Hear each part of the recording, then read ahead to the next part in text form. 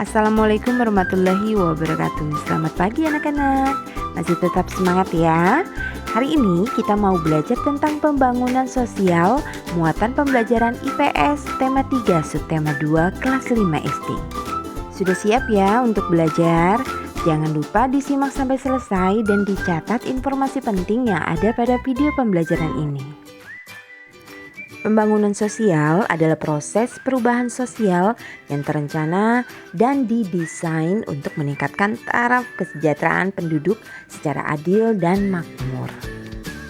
Dan hal ini tertuang dalam Pancasila yang kelima yang berbunyi keadilan sosial bagi seluruh rakyat Indonesia. Pembangunan sosial menggabungkan aspek sosial dan ekonomi atau budaya untuk meningkatkan taraf hidup sosial pada masyarakat. Lalu, tujuan pembangunan sosial adalah untuk meningkatkan taraf hidup atau kesejahteraan sosial secara material maupun spiritual. Di lingkungan sekitar kita ada berbagai macam aktivitas masyarakat dalam upaya pembangunan sosial. Apa saja ya? Contoh yang pertama adalah penyuluhan kesehatan. Nah, penyuluhan kesehatan ini memberikan informasi bagaimana tentang kesehatan serta menjaga kesehatan kepada masyarakat. Contoh aktivitas yang kedua adalah penyuluhan pertanian. Kegiatan ini dilakukan untuk memberikan informasi kepada para petani untuk meningkatkan hasil pertaniannya. Lalu contoh yang ketiga adalah kegiatan koperasi. Kegiatan koperasi ini bertujuan untuk mensejahterakan yang menjadi anggota pada koperasi tersebut. Kemudian contoh yang keempat adalah kegiatan jual beli di pasar. Kegiatan atau aktivitas yang ada di pasar itu seperti jual dan beli merupakan aktivitas untuk memenuhi kebutuhan pada masyarakat. Berdasarkan dari tujuan pembangunan sosial yaitu untuk mensejahterakan masyarakat, maka pembangunan sosial bisa dibedakan menjadi dua ya. Yang pertama adalah pembangunan sosial di bidang ekonomi dan yang kedua pembangunan sosial di bidang budaya. Lalu apa ya yang dimaksud dengan pembangunan sosial ekonomi? Pembangunan sosial ekonomi adalah pembangunan sosial yang terencana dan didesain untuk meningkatkan taraf kesejahteraan penduduk dalam bidang ekonomi atau material. Sedangkan pembangunan sosial budaya adalah pembangunan sosial yang terencana dan didesain untuk meningkatkan taraf kesejahteraan penduduk dalam bidang budaya, baik secara untuk dirinya sendiri ataupun kelompok. Agar kalian lebih paham, ayo kalian simak beberapa contoh pembangunan sosial ekonomi yang ada di sekitar kita. Contoh yang pertama dari kelompok tani ya. Nah, di kelompok tani ini ada perkumpulan petani pemakai air atau yang disingkat dengan P3A. Nah, P3A ini adalah beberapa orang petani yang menghimpun diri membentuk satu kelompok karena adanya kesamaan motif dan tujuan, yaitu meningkatkan pemenuhan kebutuhan hidup melalui kegiatan pertanian. Contoh selanjutnya untuk pembangunan sosial ekonomi adalah desa wisata.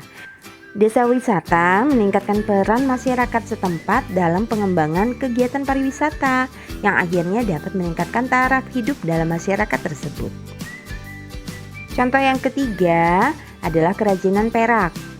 Dengan membuat kerajinan perak merupakan salah satu usaha masyarakat setempat untuk mencapai kesejahteraan.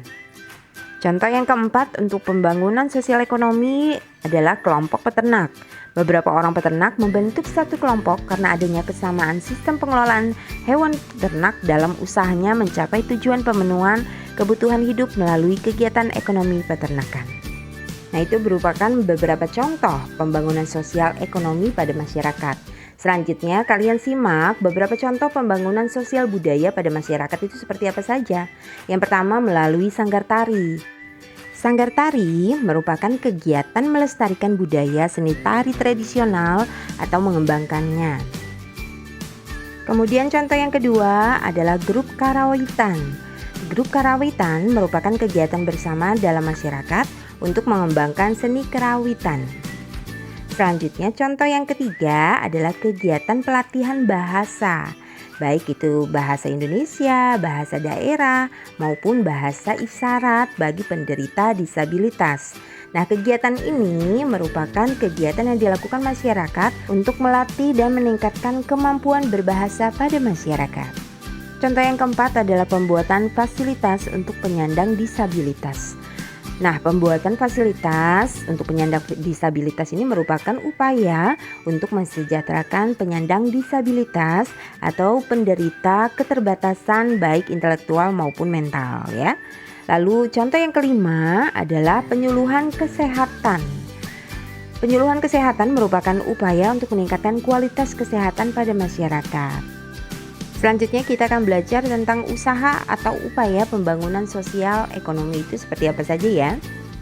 Yang bisa kita lakukan pertama adalah dengan meningkatkan keterampilan diri dalam wirausaha, kemudian mengikuti kegiatan pelatihan wirausaha, dan yang ketiga adalah mengembangkan kegiatan ekonomi bersama dalam masyarakat.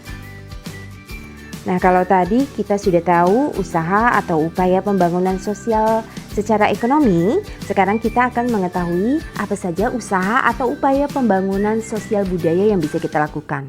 Yang pertama adalah dengan mengikuti kegiatan sanggar seni, mengikuti festival budaya, lalu melestarikan makanan khas setempat, dan menggunakan bahasa daerah dan bahasa Indonesia secara baik dan benar.